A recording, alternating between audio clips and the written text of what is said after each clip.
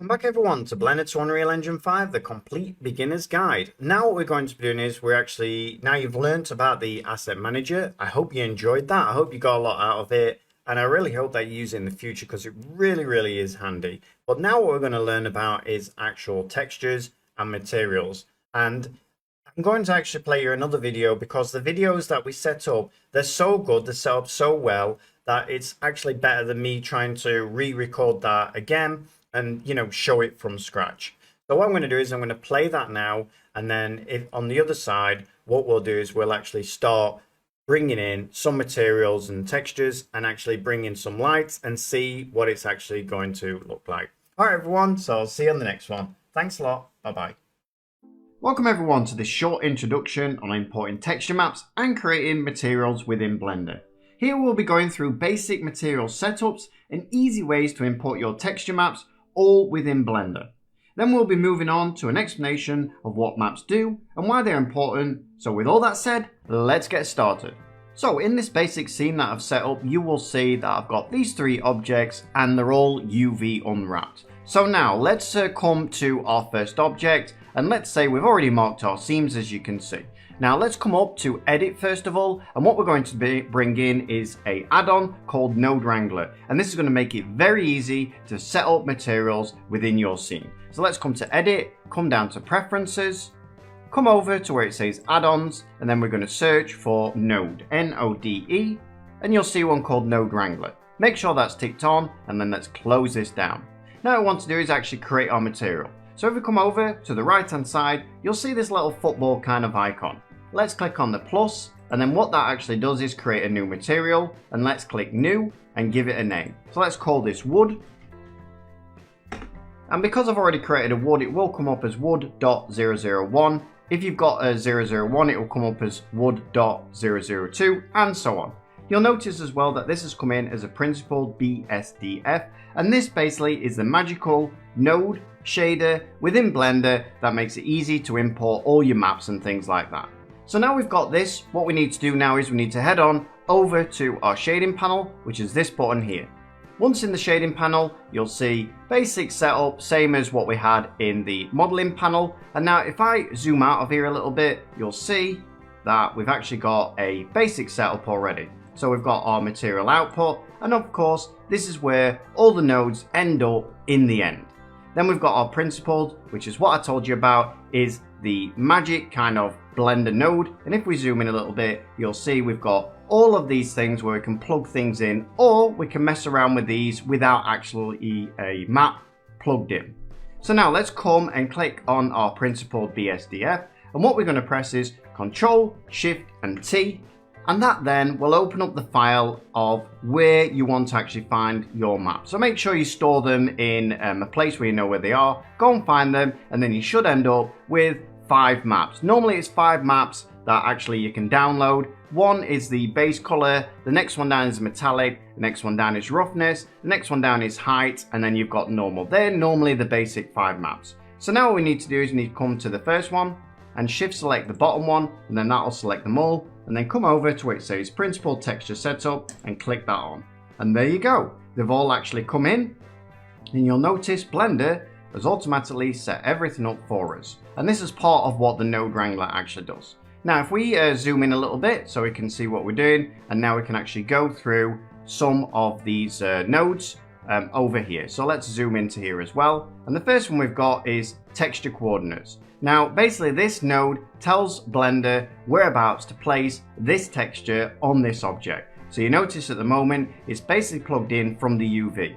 Now if we quickly just go over to the UV and I grab everything, you can see this is our UV map, and this is how basically this texture is placed on this. So for instance, you can see that this one has been turned round, so it's going the correct way. Now let's go back over to our shading panel.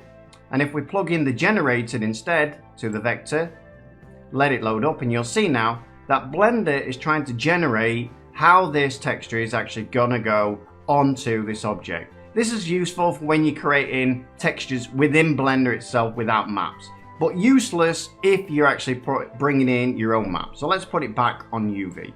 Next one across is called mapping, and this basically is how this texture is mapped onto this object. So you can see here that we can actually move the location of our actual texture, and this basically is kind of moving the UV map.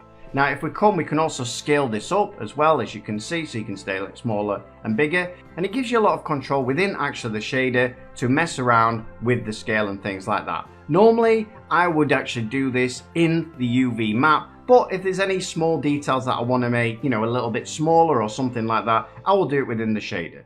Moving across, you can see that all of these nodes over here, which are our maps, are plugged into our mapping node. So let's come to the first one. The first one is color. And basically down on the right hand side here, I'm going to be showing you exactly what they mean. And then if you want more information, you can go onto the Blender website and find all of the rest of the information out about all of these maps that we're talking about.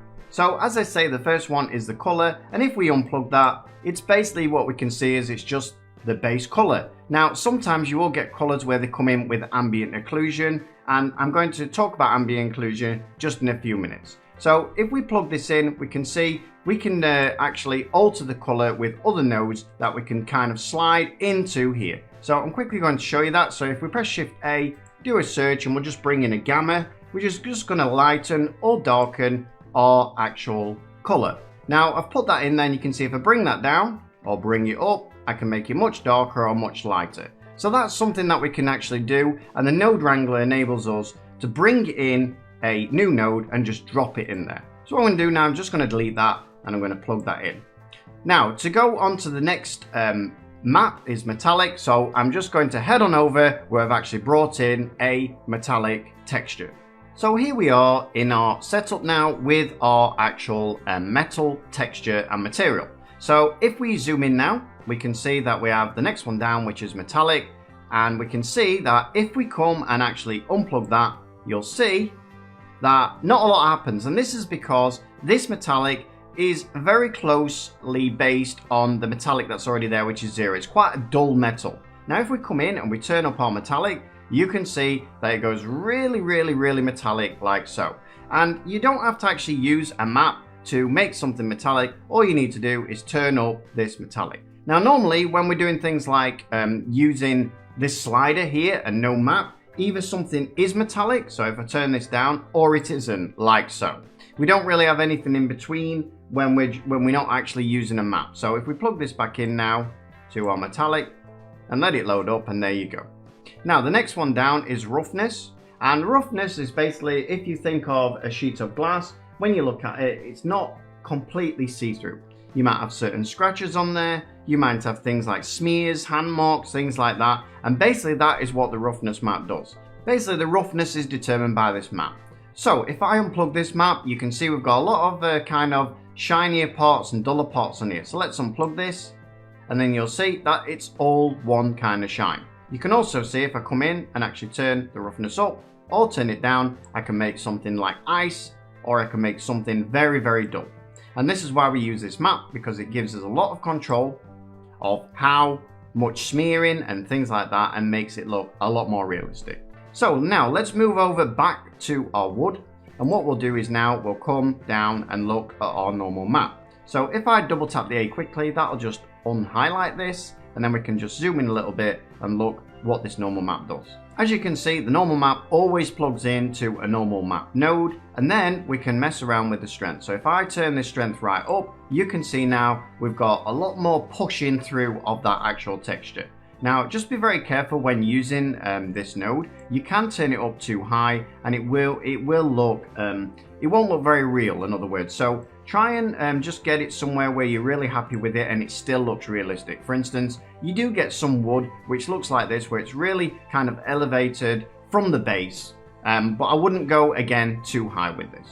Okay, so that's the normal map, and now let's move to the displacement map. For the displacement map, I'm actually going to bring in a new material now, so I'll head on over to that one.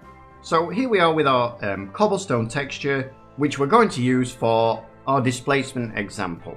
So what displacement does is it basically gives this texture, it basically pushes it out. It's like using tessellation, as you'll see shortly. Well, the one thing is, if you're using this displacement map, you really need to know two things. First of all, it doesn't work in Eevee. Second of all, it really needs a lot more geometry than what you would normally have. So here we can see we've got a flat plane, and we can see that they're slightly pushed up, and you can still see that this is basically a 3D texture. So how do we create displacement on this? First of all, what we're going to do is we're going to come over to our little spanner.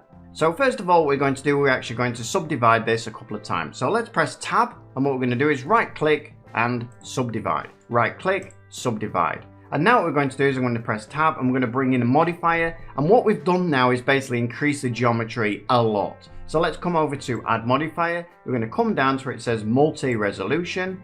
I'm going to subdivide, subdivide, and again, 4 times. And now if you press tab, you'll see that it still actually looks like this. So you can't really see all the subdivisions on here. But when we finish this, I'll actually apply it, and then you'll be able to see them. Next of all, what we need to do now is we need to put this on cycles. So if we come over here and we change it from Eevee and we put it on cycles, and then what we can do is we can come down now to our material, which is this button here.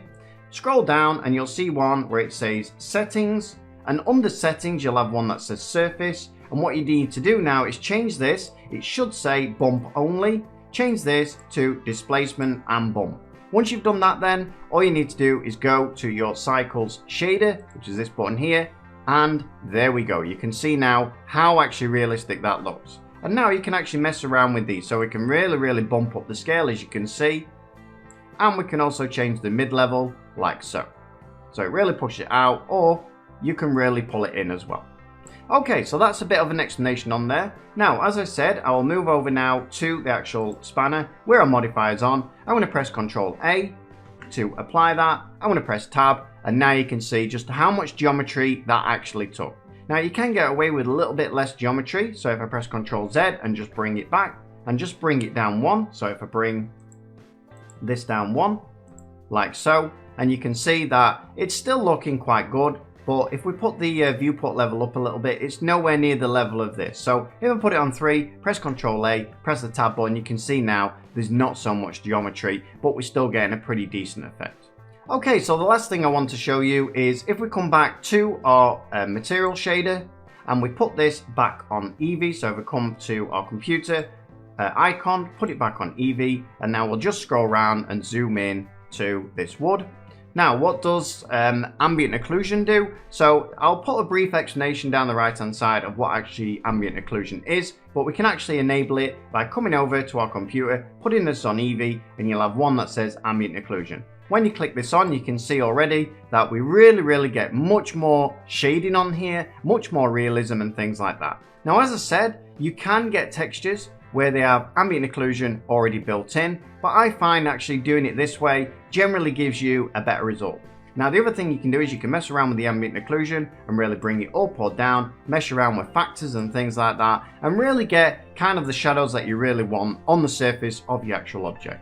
So that concludes the material and texture introduction part of the course, and I hope you all got a lot out of it and have a much better understanding of maps and materials within Blender. So with that said, let's get on with the show.